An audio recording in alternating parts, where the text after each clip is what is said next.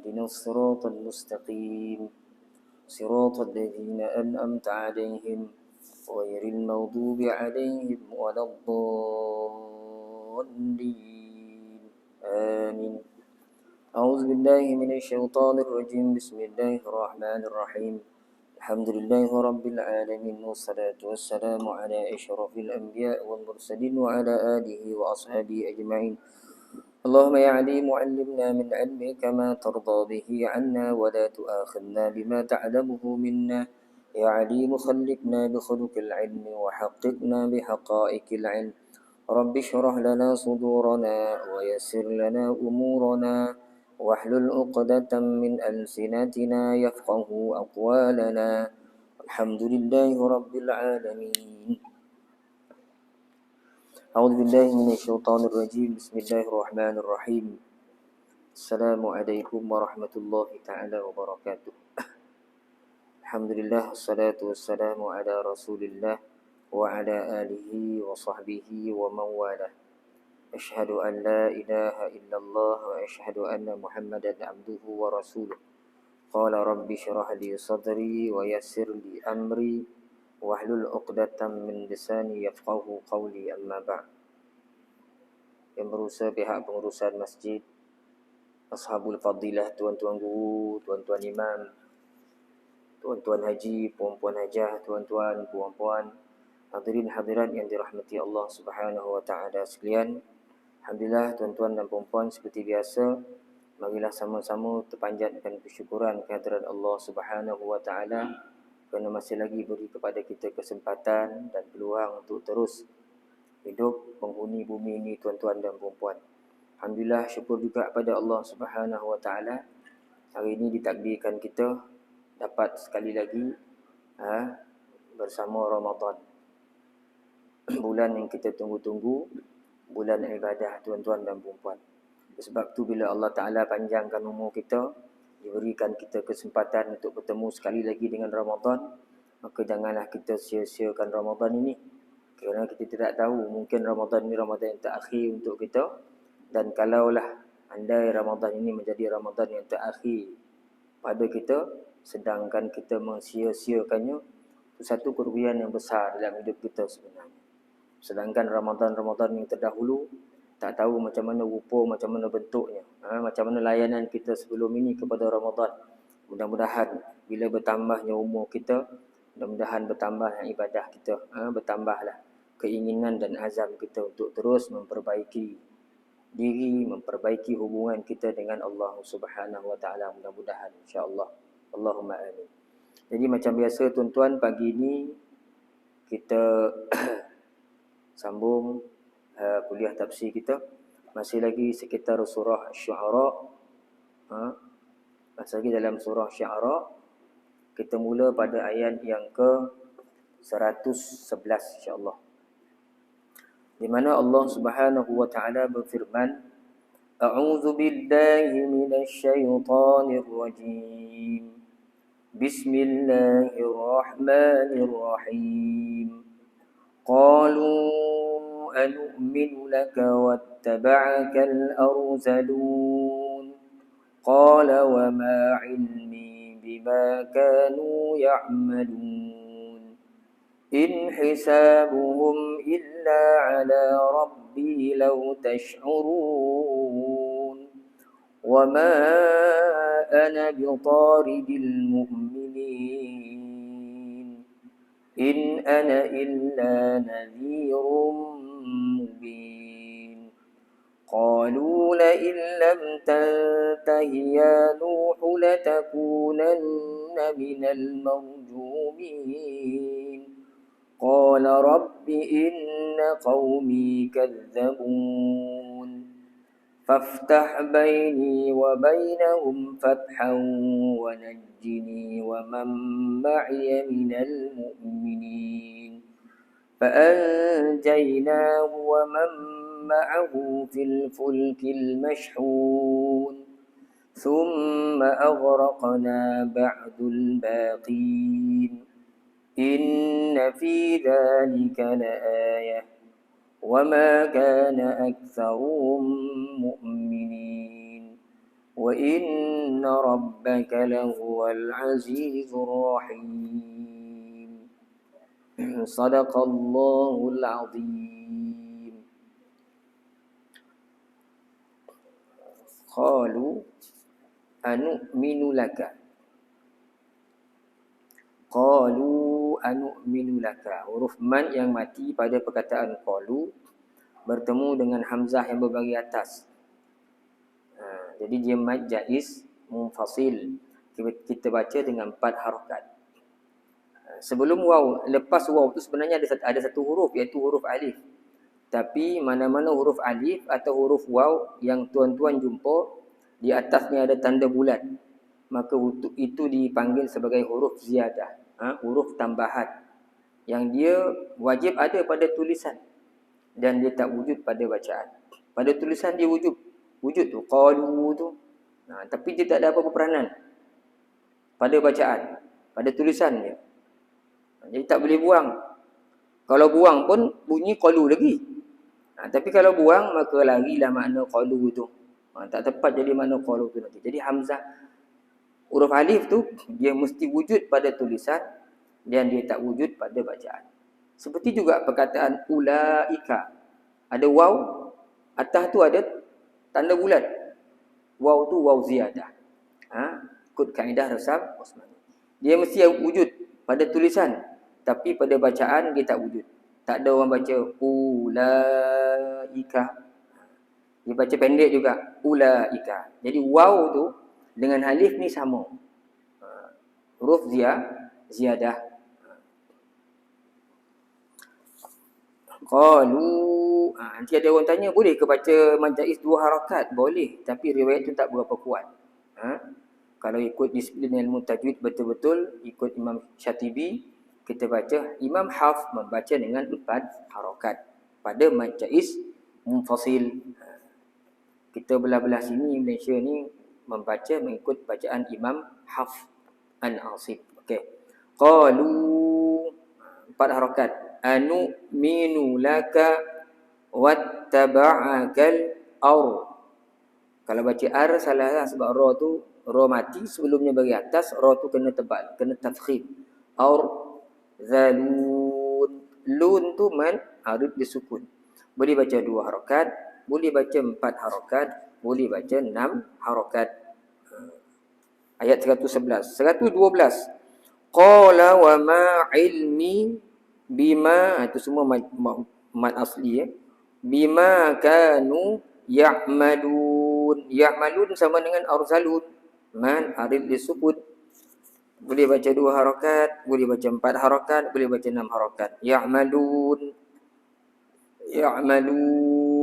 4 harakat. Ya'malun 6 harakat. In hisabuhum, nun mati bertemu dengan ha. Itu izhar halqi. Jadi nun mati, kalau orang yang dia faham tajwid, dia tahulah huruf ha ni huruf izhar. Bila nun mati bertemu dengan huruf izhar, mesti dibaca dengan jelas dan nyata. Maksudnya tanpa dengung. Tapi yang tak berapa faham, tak apa, tulisan resam Osmani ni membantu kita. Dulu dah banyak kali kita sebut, setiap nun yang mati, apabila ada tanda mati di atasnya, maka nun itu hendaklah dibaca tanpa dengung. Macam ni, in hisabuhum. Hisabuhum illa, mim mati bertemu dengan hamzah berbagi bawah. Ini izhar halqi, izhar syafawi. Sama juga dengan nun mati. Setiap mim dan nun yang mati, ada tanda mati di atasnya, maka kita baca tanpa dengung. Sebab dalam Quran, dalam ilmu tajwid ni tuan-tuan, dia ada 2 hukum asas kan. Satu hukum nun mati dan tanwin, satu lagi hukum mim mati.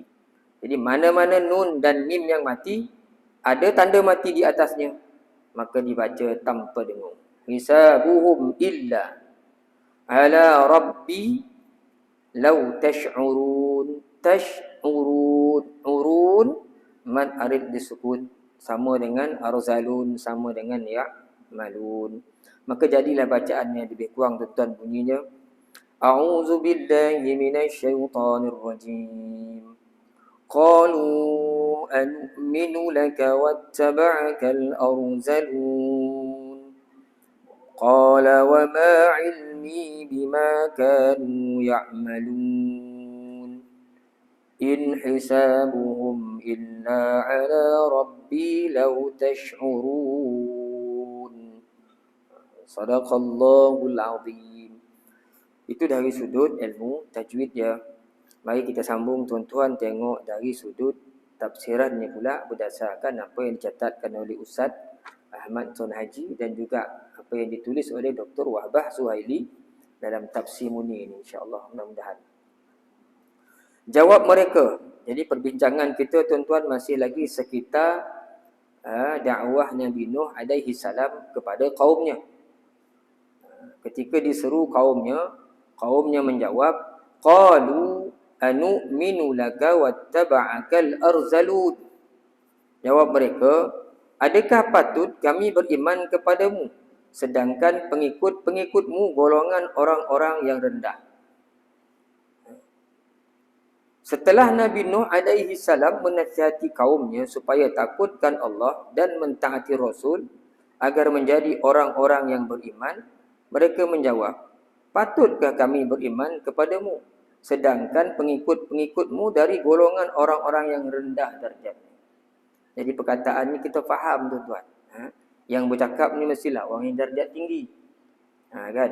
Biasanya dalam kehidupan dunia ni begitulah.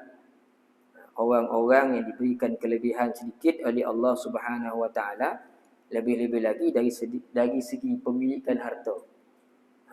Dia akan cakap dia lain sikit bunyi dia. Bukan saya cakap, itulah kebanyakan. Jadi orang-orang yang Allah Ta'ala beri rezeki lebih, tapi dia dibimbing oleh imannya, dia takkan keluar cakap macam ni. Kan? Dia takkan keluar cakap macam ni. Dia takkan keluar lahir daripada hatinya bahawasanya aku lebih mulia daripada engkau. Kenapa? Kerana kedudukan. Engkau kerja kau ni, aku kerja aku ni. Engkau sekian harta kau banyak ni, aku banyak ni. Aku bawa kereta ni, kau bawa motor je. Dia tak keluar. Bayangan-bayangan tu dalam pemikiran ni tak keluar. Jadi orang-orang yang tak dibimbing oleh imannya, ni keluar macam ni. Kan? Sedangkan kemuliaan tu dah banyak kali kita bahaskan. Kemuliaan tu Allah Ta'ala tidak letak pada kedudukan, pada pangkat, pada harta. Tetapi Allah Ta'ala letak pada ketakwaan yang semua orang boleh capai. Siapa pun orang dia, apa pun warna kulit dia, apa pun kedudukan dia, banyak mana pun rata dia, macam mana pun bentuk tubuh dia, fizikal dia, dia tetap boleh mulia di sisi Allah Subhanahu Wa Taala. Dia sama ada hak untuk mendapat kemuliaan di sisi Allah kerana Allah meletakkan kemuliaan pada ketakwaan yang orang semua boleh capai. Kalau letak dekat rata nanti orang-orang miskin, orang yang paling hina sekali atas muka bumi ni sebab tak ada rata. Kan? Alasan yang mereka kemukakan ini menunjukkan betapa rendahnya cara pemikiran mereka, kata Ustaz Maksud Haji. Dan begitu singkat pandangan mereka. Mereka hanya mementingkan kemegahan dunia dengan menganggap bahawa pengikut-pengikut Nabi Nuh alaihi salam yang terdiri daripada orang-orang miskin, kaum tani, buruh dan tukang-tukang serta golongan peringkat rendah dan orang-orang bawahan adalah mereka pandang tidak setaraf dengan mereka kerana tidak ada yang mempunyai kedudukan dalam masyarakat. Dalam kes Nabi ni pun, Nabi Syuaib pun, orang-orang pengikut Nabi Syuaib pun kata pada Nabi Syuaib, kami lihat kamu ni tak ada apa-apa kelebihan pun. Kedudukan kau rendah. Kalau bukan kerana keturunan kau wahai Syuaib dah lama dah tolak Nabi Syuaib. Itu perkataan daripada kaum Nabi Syuaib. Begitu juga zaman Nabi Muhammad sallallahu alaihi wasallam. Kebanyakan pengikut Nabi adalah di golongan hamba yang menentang banyak golongan-golongan malak-malak pemimpin-pemimpin yang berotor. Sama juga dengan zaman Nabi Nuh. Kebanyakannya begitu tuan. Jadi orang-orang ni zaman Nabi Nuh disebut mereka tu pentingkan kehidupan dunia, kemegahan dunia. Sedang Allah Ta'ala sebut dalam Quran, Allahu yabsutur rizqa liman yasha'u wa yaqdir. Allah lah yang yabsutur rizqa, bentangkan rezeki Dan dialah yang sempitkan rezeki. Wa farihu bil hayatid dunya. Mereka syukur dengan kemegahan dunia ni, kehidupan dunia. Wa mal hayatud dunya fil akhirati illa mata'. Sedangkan kehidupan dunia ni tak ada melainkan adalah kesenangan-kesenangan yang menipu saja. Yang manfaatnya terberhenti dekat dunia kalau tak betul-betul. Jadi apa yang ada atas muka bumi ni tuan-tuan, dia boleh kita bawa manfaatnya sampai akhirat dengan ilmu yang kita ada. Sebab itu saya selalu sebut, dunia ni bukan matlamat dalam kehidupan kita. Kebanyakan orang menjadikan dunia ni matlamat. Dia cari dunia ni sampai dah banyak, dia rasa itulah dia. Kejayaan dalam hidup dia bila berjaya dalam dunia. Kerana dunia ni adalah matlamat dia. Jadi salah tu. Sepatutnya dunia ni jangan dijadikan matlamat. Jadikan dunia ni sebagai alat. Jadikan dunia ni sebagai alat untuk kita ke akhirat. Kita ada rezeki lebih, kita kongsi dengan orang lain. Nanti manfaatnya sampai ke akhirat. Kalau kita makan seorang-seorang, kita dapat manfaatnya. Orang lain tak rasa manfaat daripada harta kita. Kita ada lebih, kita bagi orang sikit, kongsi dengan orang lain. Maka yang kita kongsi itulah nanti yang akan jadi rezeki, jadi saham kita di akhirat. Kita ada kenderaan. Kalau sekadar pergi Tampin, pergi Seremban, pergi Melaka, gitu je habis. Untuk keuntungan dunia kita saja. Memang ada manfaat. Tapi untuk akhirat tak ada. Kereta tu bawa. Untuk pergi dengar ceramah. Untuk pergi belajar. Untuk panggang kawan-kawan. Bawa saudara baru. Jadi kereta tu manfaatnya akan sampai ke akhirat. Begitulah seterusnya tuan-tuan. Jadi hidup ni bukan matlamat dunia ni. Tapi adalah alat kepada orang-orang yang beriman. Yang itu kita kena faham. Jadi kaum Nabi Nuh ni telah mengeji golongan orang-orang bawahan yang rendah darjatnya. Padahal orang miskin, orang fakir dan rendah kedudukannya dalam masyarakat itu, mereka itulah biasanya golongan orang-orang yang paling cepat menyambut seruan supaya beriman dengan Allah dan Rasulnya. Sedangkan orang-orang kaya pula kebanyakannya, kalaupun mahu beriman semata-mata kerana inginkan menjadi pemimpin, ketua atau yang akan memerintah sebagai pentadbir. Ini sunnatullah, begini keadaannya. Kebanyakannya gitulah. Orang-orang susah ni, dia punya pergantungannya lebih pada Allah. Kan? Orang-orang yang berada ni, dia tak. Kita kalau hidup tiba-tiba jadi berada, tak rasa apa-apa. Tapi kalau kita berada daripada kesusahan, kita jadi senang daripada susah. Orang ini insya-Allah dia berikan. Kalau lahir-lahir jadi orang kaya, tak rasa apa orang susah. Tapi kalau kita pernah susah, pernah makan bihun satu hari, pernah makan karipap pagi tengah hari tak makan, malam tak makan. Pernah pergi kebun ngukir pokok tu, kan dah ukir-ukir pokok tu, mengutlah gotah tu, dah ambil gotah masuklah dalam tong, bawa pergi naik basikal, bukan naik motor. Naik basikal jatuh pula, terlambat gotah tu, kita pandang ya. Ketika itu kita rasa sungguh-sungguh susah. Tu nak cari duit. Tak sampai store pula, nak tolak gotah tinggi lah bukit dia, pakai basikal tak ada enjin. Tolak lepeh pula, panggil pula orang, tak ada pula orang nak tolong. Tak ada orang dongak. Tunggulah orang sampai, orang dah sampai baru tolak naik kereta. Masya-Allah. Sampai ke sudah tuan-tuan kan, susah. Jadi orang susah ni. Sebab tu orang susah ni pergantungannya lebih pada Allah. Kan dapat pula RM30 je. Kan anak nak boleh kasut sekolah, ni nak bayar yuran, ni memang tak cukup. Jadi pergantungan tu memang lebih pada Allah. Berbanding dengan orang-orang yang dah ada harta lebih sikit, dia tak takut apa-apa dah. Dia bangun kan, bangun dia, dia terfikir kodai dah. Kan? Saya ingat kata Dr. Siddiq Babu kan. Orang susah ni bila bangun dia akan tanya, hari ni nak makan apa? Tak tahu nak makan apa, tak ada bodoh. Tapi orang sederhana sikit, hari ni kita nak makan kat mana tadi? Kat mana mikir, dia tak mikir nak makan apa. Ada tu. Tapi kalau yang berada tu dia tanya, hari ni kita nak makan siapa ya? Siapa nak makan ni? Kata Profesor Siddiq Babu. Tu berdasar kedudukan lah. Jadi orang susah ni fikir nak makan apa? Hari ni apa nak isi tempolok ni? Itu tuan-tuan kan. Sebab itulah pergantungan orang-orang yang susah ni. Sebenarnya dia lebih dekat dengan Allah Subhanahu Wa Taala. Sebab itu salah satu daripada Nabi, sikap Nabi kita Muhammad sallallahu alaihi wasallam. Nabi suka menyantuni orang-orang yang miskin. Riwayatkan Nabi naik unta, orang susah ni panggil Nabi makan. Nabi diajak makan. Nabi turun makan sama. Duduk bersama dengan orang-orang yang miskin. Kan? Itu yang patut kita tiru tu. Makin dekat kita dengan kesusahan sebenarnya. Walaupun Nabi sebut kesusahan tu hampir kepada kekufuran. Tapi kalau dipandu dengan iman, dengan ilmu, insya-Allah satu kelebihan pula pada orang susah ni. Sebab pergantungannya pada Allah cukup tinggi. Sedangkan Nabi Nuh alaihi salam pula diutus kepada seluruh masyarakat kaumnya tanpa membezakan antara yang kaya dengan miskin. Dakwah Nabi Nuh tak kira siapa-siapa. Orang miskin ke orang susah pun dia layak jadi pengikut, beriman dengan Allah. Tapi golongan kaya ni tak nak orang susah ni. Disuruhnya Nabi Nuh buang orang ni, halau orang ni. Sehingga Nabi Nuh sebut, "Wa ma ana bitaribil mu'minin." Ada dalam ayat. Ataupun dalam surah 12, surah Hud, tersalah saya kan. "Wa ya qaumi man yansuruni minallahi in tarattuhum." Wahai kaumku, siapa yang akan tolong aku kalau aku usir orang-orang ni? Kata Nabi Nuh kepada kaumnya.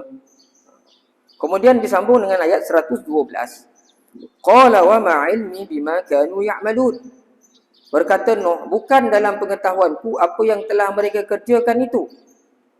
Ayat 113. Tak lain perhitungan amalan mereka hanyalah di atas Tuhanku kalau kamu mempunyai perasaan. Saya sempat tengok dalam tafsir Qurtubi pagi tadi tuan-tuan.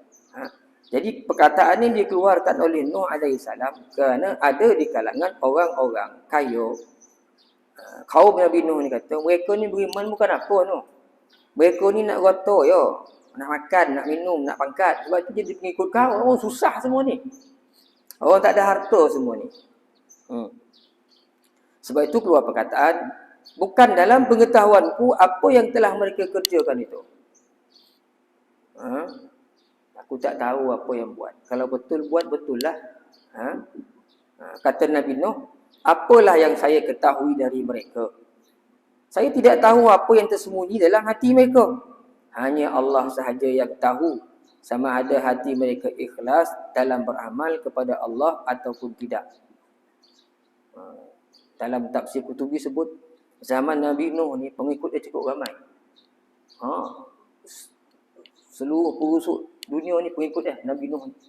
Yang tak gunung, yang kat bawah, yang dekat pesisir pantai, sehingga disebut oleh Imam Qurtubi, yang kat pantai tak pernah orang yang kat gunung tu. Yang kat gunung tu tak payah turun jumpa orang yang kat pantai. Ramai pengikut Nabi Nuh ni. Kan dia hidup lama, 950 tahun Nabi Nuh ni. Umur kan. Kita 60 tahun, 50 tahun dah padam dah, tak sampai 100 lagi. Ni 900 lebih umur Nabi Nuh alaihi salam. Jadi cukup ramai. Itu yang nak dilayan oleh Nabi Nuh. Tapi boleh kira yang beriman dengan Nabi Nuh alaihi salam. Kan? Jadi ramai yang susah daripada yang senang sebenarnya. Mengikut dia ni. Kata-kata Nabi Nuh ini sebagai jawapan di atas celaan kaumnya yang kufur. Yang telah menganggap pengikut-pengikutnya dari golongan orang-orang bawahan. Yang rendah darjatnya dengan menuduh pula tujuan mereka menjadi pengikut semata-mata mengharapkan harta dan juga pangkat. Sebab tu Nabi Nuh sebut, in hisabuhum illa ala rabbi law tash'urun. Itu pulanglah pada Allah. Kalau kita nak mudahkan cerita, itu pulanglah pada Allah Subhanahu wa taala. Atau kata-kata Nabi Nuh dimaknakan begini, saya tidak tahu mengapa mereka menjadi pengikut saya. In hisabuhum tu.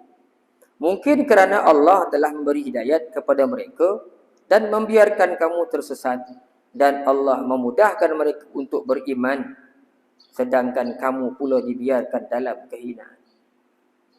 Jawapan, begitulah kata-kata Nabi Nuh. Dimaknakan begitu, kata Ustaz Ahmad Sun Haji. Bila dia ditebelak, orang yang ikut kau ni semua nak rotok, nak pangkat ni.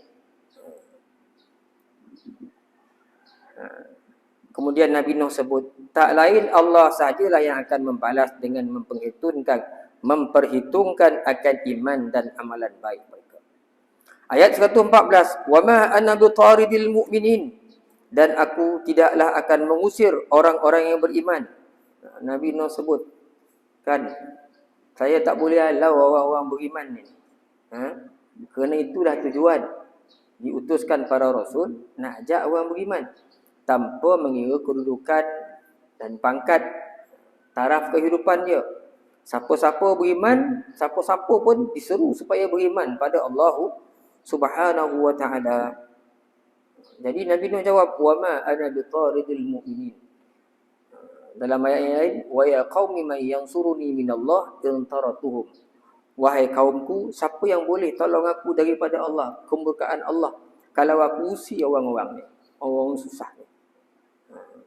Kata Ustaz Ahmad Sun Haji di sini, kisah ini mengingatkan peristiwa yang telah berlaku kepada pembesar-pembesar Quraisy yang meminta Nabi Muhammad sallallahu alaihi wasallam menghalau sahabat-sahabatnya yang terdiri dari orang-orang mukmin yang miskin dan hamba sahaya yang lemah yang sentiasa tertindas kehidupan mereka. Maka Allah telah mengingatkan baginda, janganlah terpengaruh oleh permintaan kaum musyrikin Makkah itu yang menganjurkan agar baginda menghalau orang-orang mukmin tersebut dari sisi baginda. Jadi kita dah bincang itu hari. Allah Subhanahu wa taala menceritakan kisah para nabi kepada Rasulullah sebagai hiburan kepada Rasulullah. Ketika mana Nabi rasa terdesak, Nabi rasa sempit hati dia sebab kaum dia tak terima dakwah dia, maka Allah Ta'ala pun ceritakan mula-mula dulu kisah Nabi Musa. Panjang kisahnya kita dah bahaskan. Kemudian kita pula kisah Nabi Ibrahim. Lepas tu Allah Ta'ala ceritakan pula kisah Nabi Nuh AS. Kemudian ada lagi Nabi Saleh, Nabi Hud, Nabi Lut. Akhir sekali dengan Nabi Shu'aib. Panjang. Allah Ta'ala cerita ni kepada Rasulullah nak hiburkan Nabi. Di samping memberi petunjuk, memberi didikan kepada Rasulullah sallallahu alaihi wasallam. Allah Taala cerita zaman Nabi Nuh ni, orang-orang dia minta halau orang-orang yang rendah darjat. Sama dengan zaman Nabi Muhammad sallallahu alaihi wasallam. Kebanyakan pengikutnya adalah orang-orang yang susah dan kaumnya pun tak berapa terima orang-orang susah ni. Bilal bin Rabah umpamanya kan, banyak keturunan hamba dalam yang mengikut dakwah Nabi Muhammad sallallahu alaihi wasallam. Kemudian ayat 115, in ana illa nadhirum mubin. Tak lain aku hanyalah pemberi peringatan yang terang. Kata Nabi Nuh, aku ni hanya beri peringatan je. Tak ada nak pilih-pilih orang. Beri peringatan dengan maksud kepada semua orang. Tanpa mengira kedudukan. Kaya atau miskin. Susah atau senang. Aku ni hanya pemberi peringatan. Kata Nabi Nuh. Maka kaum dia menjawab, qalu la illam tantahi ya Nuh latakunanna minal marjumin. Seandainya engkau wahai Nuh tak mahu berhenti daripada menyiarkan agamamu, nescaya engkau akan dilempari dengan batu. Al-Imam Al-Qurtubi dalam tafsir dia menakalkan, ada menulis kata-kata daripada Imam Qatadah yang mengatakan di sini la illam tantahi. Tantahi ni berhenti apa? Kalau kamu tak berhenti, berhenti apa? Dalam buku ni tulis dari menyiarkan agamamu. Berhenti di sini dicatatkan oleh Imam Qurtubi rahmatullah alaih, iaitu berhenti daripada menghina Tuhan kami dan merendahkan agama kami.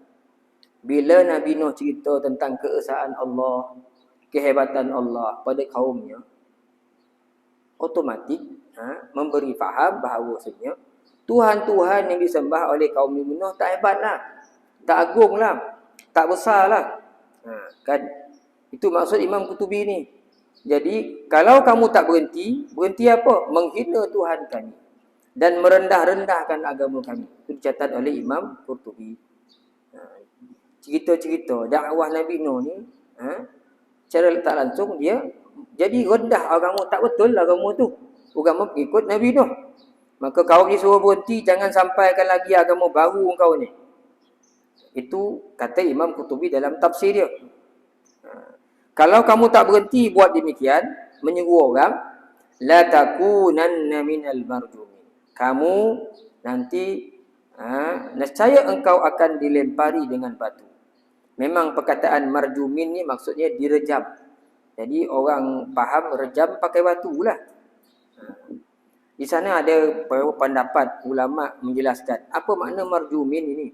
Kata Imam Qatadah rahmatullah alaih, rejam ni iaitu dilempar dengan batu.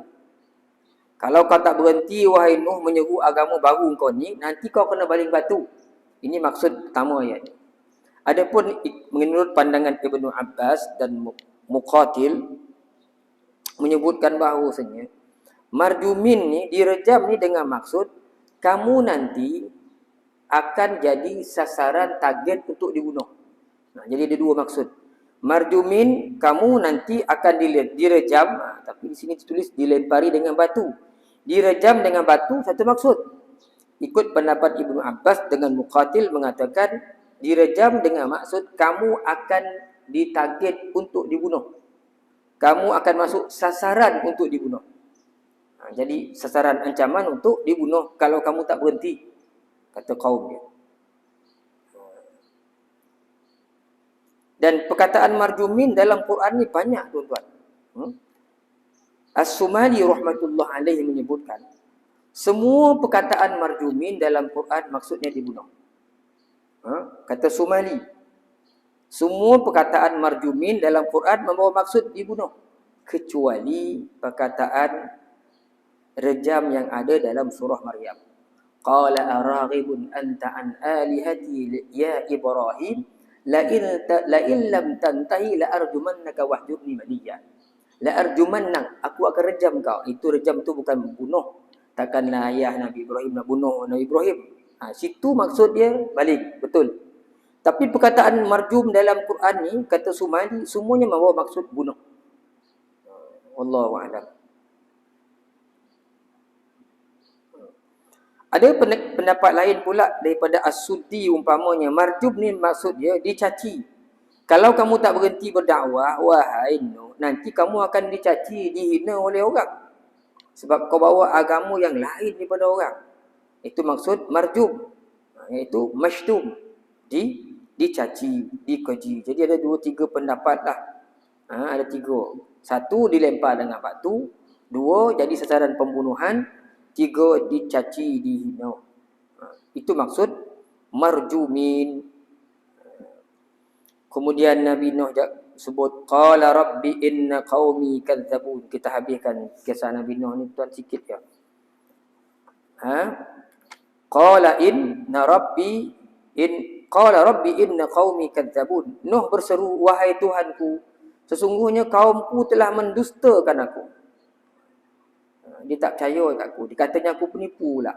Itu maksud dia. Faftah baini wa bainahum fathahu wa najjini wa man ma'iya minal mu'minin. Oleh sebab itu putuskanlah perkara antara aku dengan mereka dengan putusan yang adil dan selamatkan aku dan orang-orang bersamaku daripada orang-orang yang beriman, daripada kalangan orang-orang yang beriman. Ini doa Nabi Nuh alaihi salam.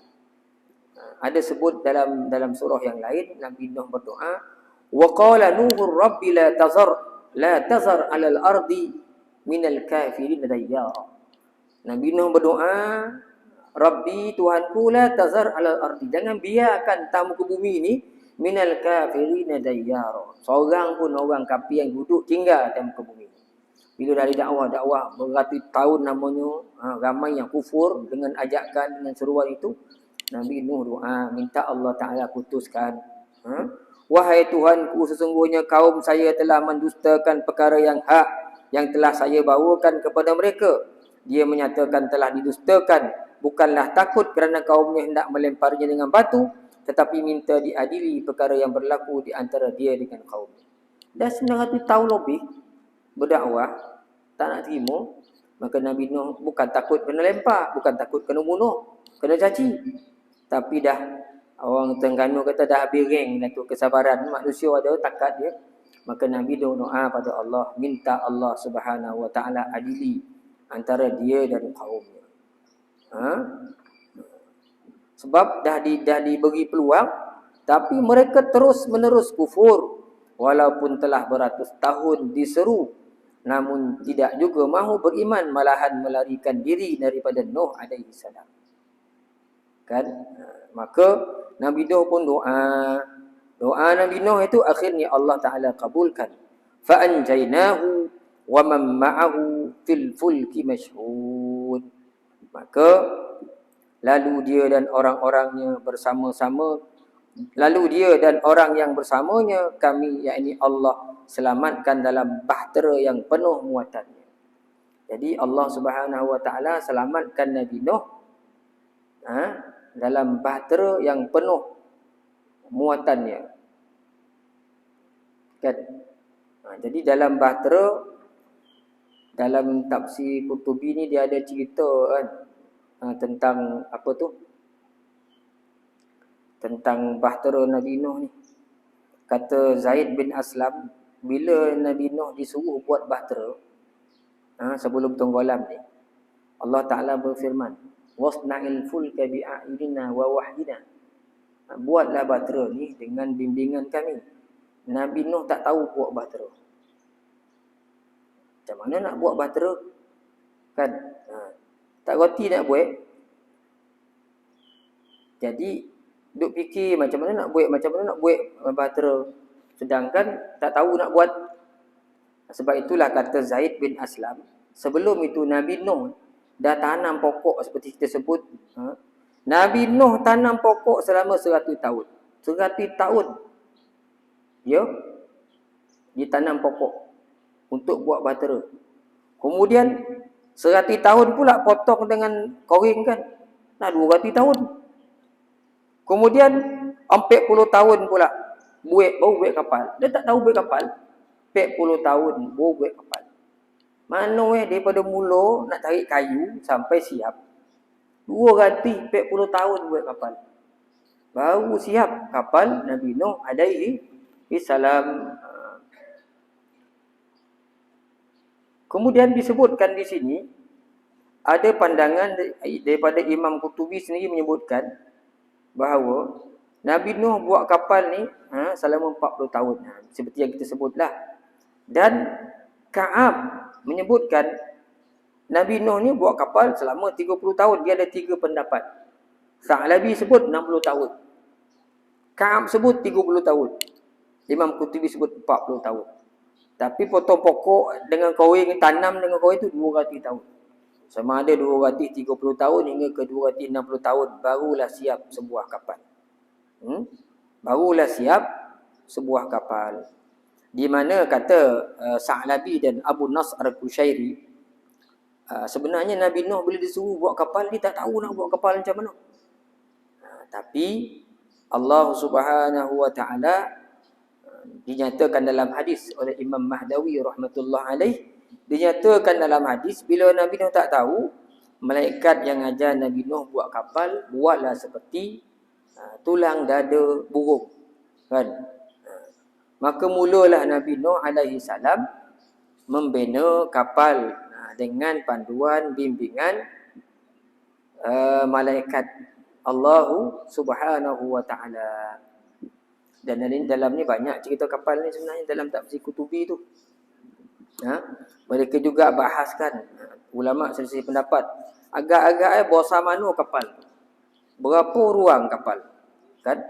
Di situ disebut oleh Ibnu Abbas radhiyallahu anhu, kata Ibnu Abbas, kapal ni panjang 300 hasta.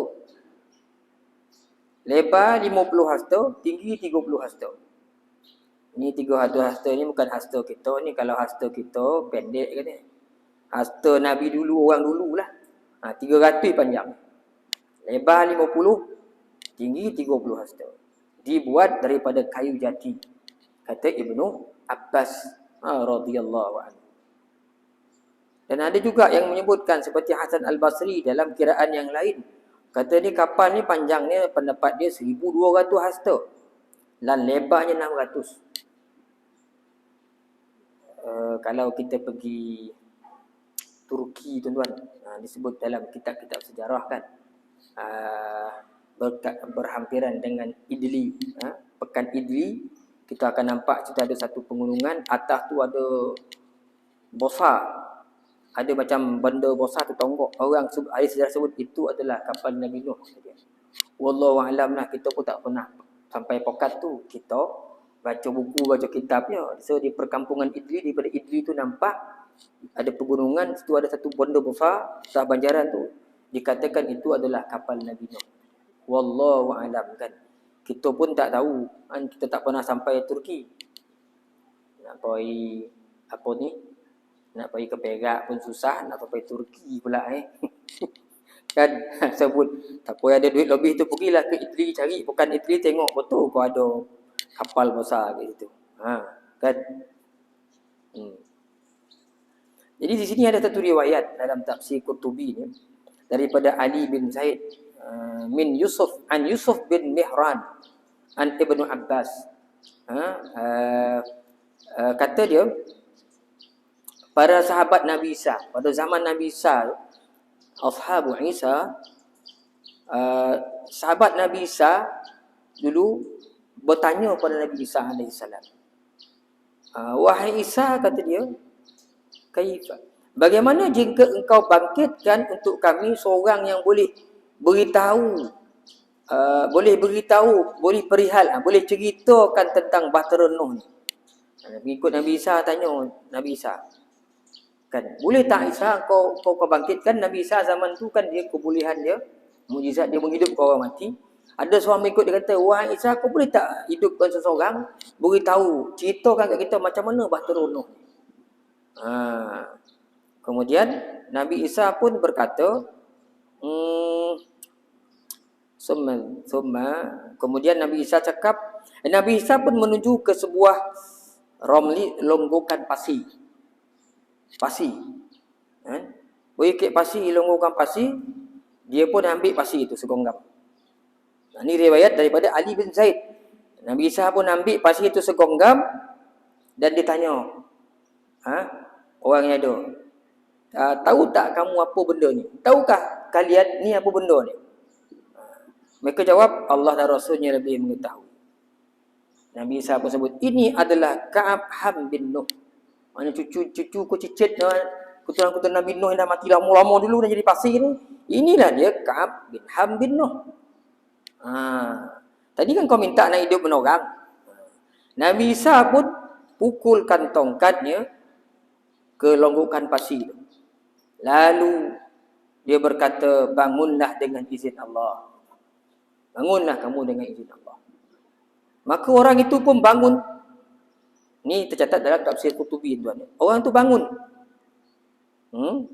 Dia sapu-sapu tanah kat kepala dan ternyata orang ni dah beruban putih dah kepala Lalu Nabi Isa tanya,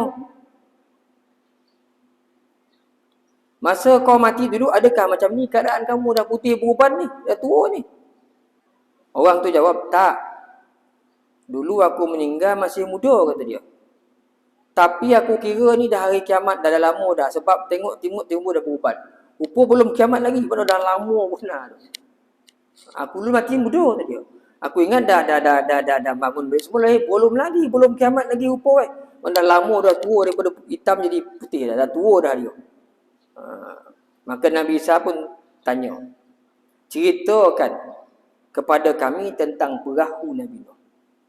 Dia pun jawab, perahu Nabi Nuh ni, kata dia, panjang ni 1200 hasta. Dia sama seperti pandangan Hasan Al-Basri rahmatullah alaihi. Lebar 600, panjang 1200, lebar 600 hasta.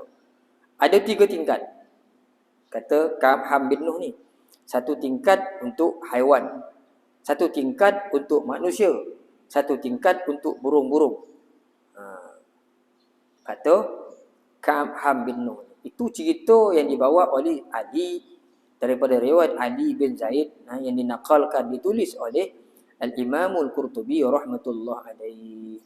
Al-Kalbi pula berkata, seperti mana yang dikisahkan oleh An-Naqash, air masuk ke dalamnya setinggi 4 hasta. Jadi buat kapal tu teh gunung, teh bukit. Jadi air naik ke bawah setinggi 4 hasta, di bawah perut kapal tu, barulah menyebabkan kapal tu boleh dah mula penuh air, nak bayar dah. Kan? Tu yang Nabi Nuh, bila banjir besar, Nabi Nuh seru anak dia, anaknya tak beriman tu. Kan? Wa qala arkabu fiha bismillahi majriha wa mursaha inna rabbi laghafurur rahim wa hiya tajri bihim fi mawjin kal jibali wa dana nuh libna. Nabi Nuh doa minta anak dia, "Mari sini, naiklah kapal ni." Anak kata, "Aku akan pergi kat bukit tinggi tu, tak banjir dah." Kata dia. Akhirnya habis mati semua kecuali yang berada dalam bahtera Nabi Nuh alaihi salam. Jadi ada 3, kan?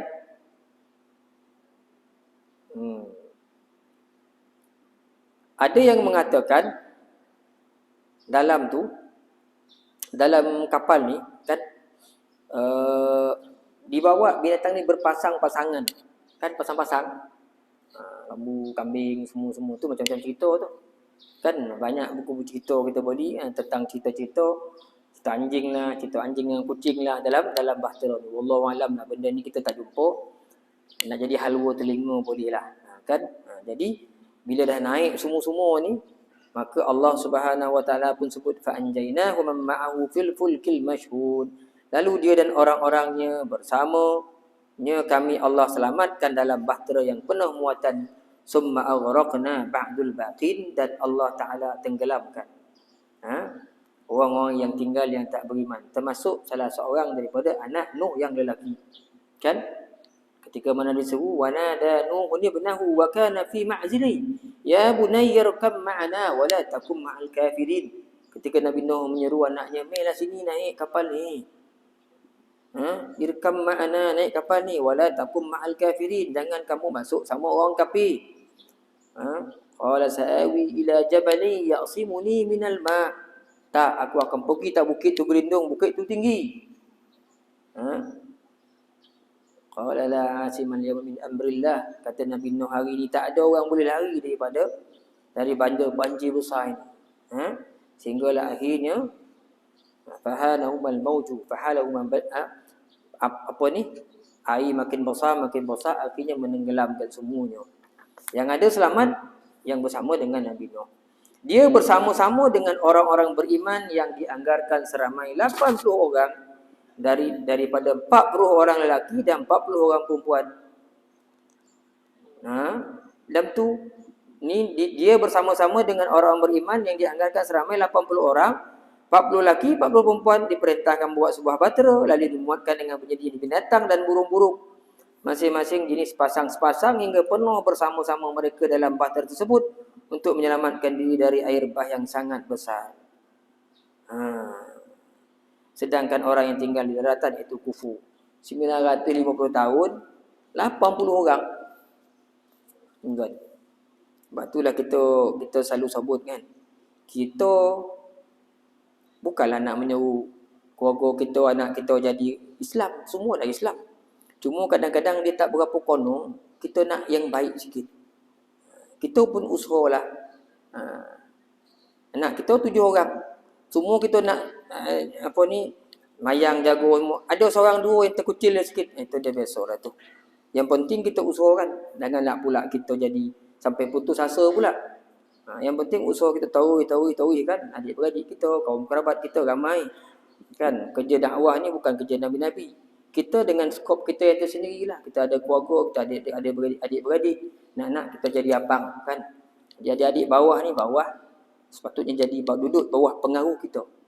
Kan? Kalau kita sayang keluarga kita seperti mana sayangnya para nabi pada umat masing-masing, maka kita kena main peranan tuan-tuan. Begitu juga kalau kita sebagai ayah, kita sebagai ibu, maka jangan kita biarkan anak-anak kita hanyut macam tu saja. Kita usahalah. Adapun kejayaan di sebalik usaha kita itu semuanya bergantung pada Allah Subhanahu Wa Taala. Yang penting kita usaha seperti Nabi Nuh dah sampai 900 tahun, masih lagi dia usaha sehingga akhirnya dia dah tak boleh buat apa-apa, berdoalah daripada Allah. Kita pun macam tu juga. Daripada anak kita kecil, kita didik, kita latih, kita suruh macam-macam, itu buat ni, kita asuh dia dengan didikan yang baik, yang betul-betul sampai dia tua. Dia dah ada kerja sendiri. Dia tak bergantung ke kita. Dah ada rumah sendiri. Dia tak jumpa kita lagi dah. Maka ketika itu yang ada adalah doa saja yang tinggal dengan kita. Doalah pada Allah, bukan kemusnahan dia. Mohon Allah Subhanahu Wa Taala bimbing, pelihara keturunan, zuriat anak-anak kita. Supaya satu hari nanti, mungkin setelah kita tak ada, dia berubah jadi baik seperti mana yang kita nak. Kalaulah kita tengok tak apa betul jalan itu. Itulah kehidupan kisah Nabi-Nabi ni sebenarnya. Sebenarnya nak bagi gambaran. Ini dalam jumlah yang besar. Dalam masyarakat. Kita dalam masyarakat keluarga kita pun macam tu juga. Kita tetap usaha nakkan yang terbaik untuk keluarga kita. Tapi bila sampai satu takat kita dah tak boleh nak buat apa-apa, doalah pada Allah Subhanahu Wa Taala, mudah-mudahan Allah Taala berikan petunjuk dan hidayat kepada ahli keluarga kita yang lain, tuan-tuan.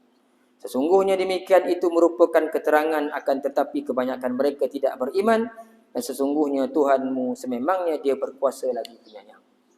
Ini tutup habis cerita kaum Nabi Nuh.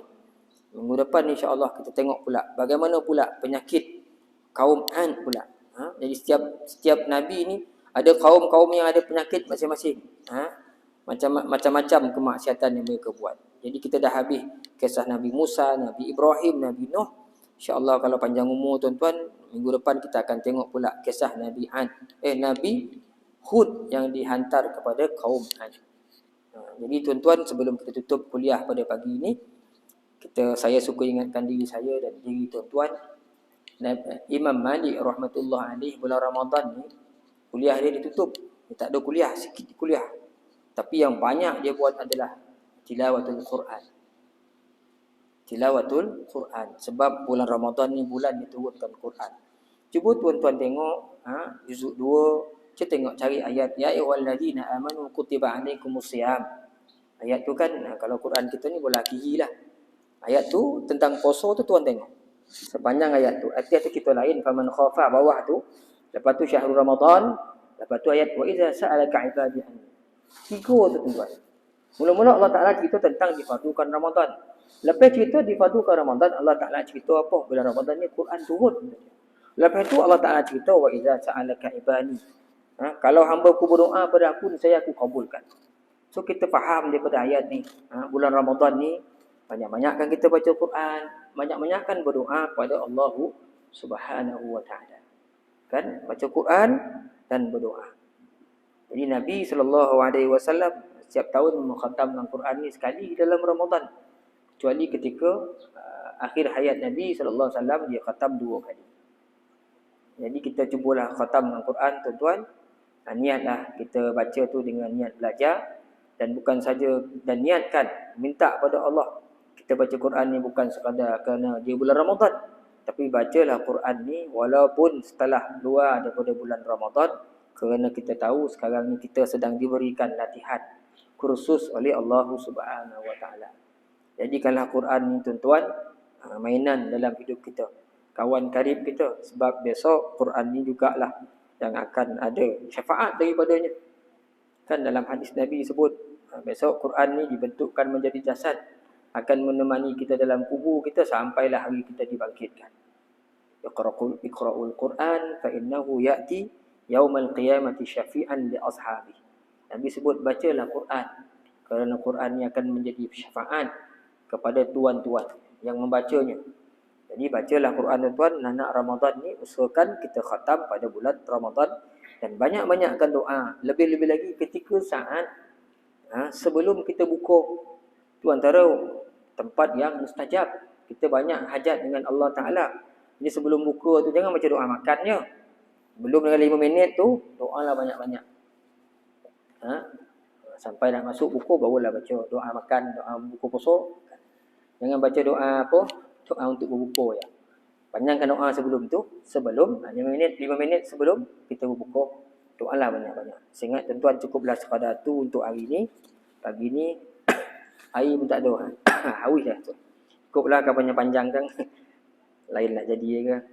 Sepadannya mudah-mudahan tuan-tuan Allah Ta'ala pelihara kita di bulan Ramadan ini, diberikan kita semangat yang tinggi, kan, keinginan untuk ibadat yang kuat, sehingga kita dapat layan tetamu Ramadan kita ini dengan baik, sebaik-baiknya. Mudah-mudahan Ramadan tahun ini merupakan Ramadan yang terbaik untuk kita, dan kita diberikan peluang oleh Allah untuk boleh berjemaah sekali lagi. Kita mohon mudah-mudahan berkat Ramadan ini Allah Ta'ala angkat wabak ini daripada kita. Walau bagaimanapun semuanya kerja Allah Ta'ala, kan. Kalau kata meningkat balik sekarang, janganlah marah-marah. Besok ada orang cakap lotih-lotih boleh baju raya, takbir-takbir, rakam-rakam takbir, mau tak boleh raya kat rumah juga. Janganlah macam tu. Kan macam-macam boleh jadi. Jadi kita hanya berdoa pada Allah, mudah-mudahan insya-Allah tahun ini kita boleh ziarah menziarahi rumah sahabat kita, rumah saudara mara kita. Telah mana 2-3 tahun kita terhalang. Mudah-mudahan aqulu qauli hadza, sallallahu alaihi wa lakum. Assalamualaikum warahmatullahi taala wabarakatuh. Bismillahirrahmanirrahim. Alhamdulillah rabbil alamin, wassalatu wassalamu ala asyrafil anbiya wal mursalin wa ala alihi wa ashabihi ajma'in. Allahumma zidna ilman nafi'a, Allahumma zidna ilman nafi'a warzuqna fahma. Allahumma rzuqna fahman nabiyyin wa hifdzal mursalin bi rahmatika ya arhamar rahimin. Allahumma ya muqallibal qulub tsabbit qulubana ala dinika wa ala ta'atik. Allahumma a'inna ala dzikrika wa syukrika wa husni ibadatik. Allahumma inna nas'aluka ridhaka wal jannah wa na'udzu bika min sakhatika wan nar. Allahumma innaka 'afuwun karimun tuhibbul 'afwa fa'fu 'anna wa 'an walidina wal jami'il muslimina wal muslimat wal mu'minina wal mu'minat al ahya'i minhum wal amwat. Allahumma arhamna bil Qur'an waj'alhu lana imaman wa nuran wa hudan wa rahmah. Allahumma dzakkirna minhu ma nusina wa 'allimna minhu ma jahilna warzuqna tilawatahu ana al-laili wa atrafan nahar waj'alhu lana hujjatan ya rabbal alamin. Walhamdulillahi rabbil alamin. Tasbih kafarah dan surah al-'asr. Subhanakallahumma wa bihamdik asyhadu an la ilaha illa anta astaghfiruka wa atubu ilaik. Subhanakallah bihamdik asyhadu an la ilaha illa anta astaghfiruka wa atubu ilaik. Subhanakallah bihamdik asyhadu an la ilaha illa anta astaghfiruka wa atubu ilaik. Bismillahirrahmanirrahim. Wal 'ashr innal insana lafi khusr إلا الذين آمنوا وعملوا الصالحات وتواصوا بالحق وتواصوا بالصبر. الله أعلم بالصواب.